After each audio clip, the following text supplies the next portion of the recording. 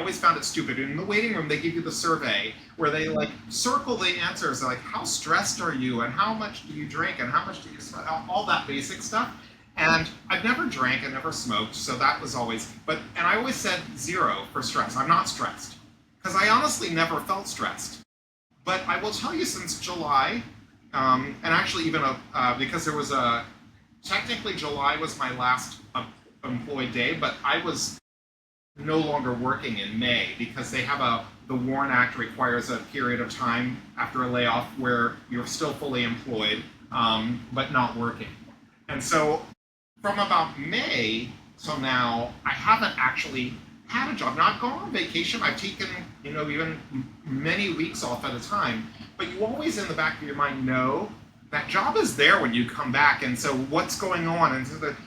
But I never really thought of it as stress. But I will tell you, since May, I feel so much lighter.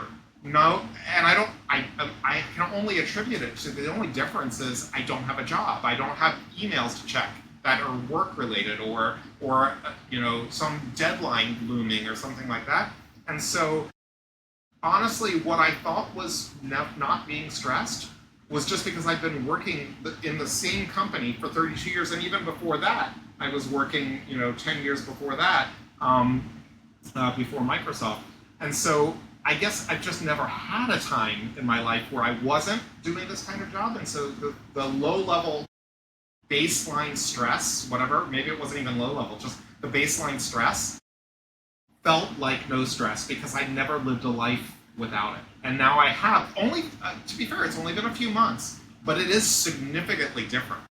That is powerful stuff. So one thing I want to talk about, which I love in terms of just how you travel, there's a phrase I call appetizer planning. When people retire and they're like, yeah, I can do it, but I'm not getting an appetizer. You don't want to live your retirement that way. You want to retire and go, I'm getting the suite, I'm going first class, and if I want to stay an extra week, I'm doing it. The budget's not so tight that, oh, why didn't I work one more year? You don't want to be in that spot. And it doesn't sound like you are, which is great.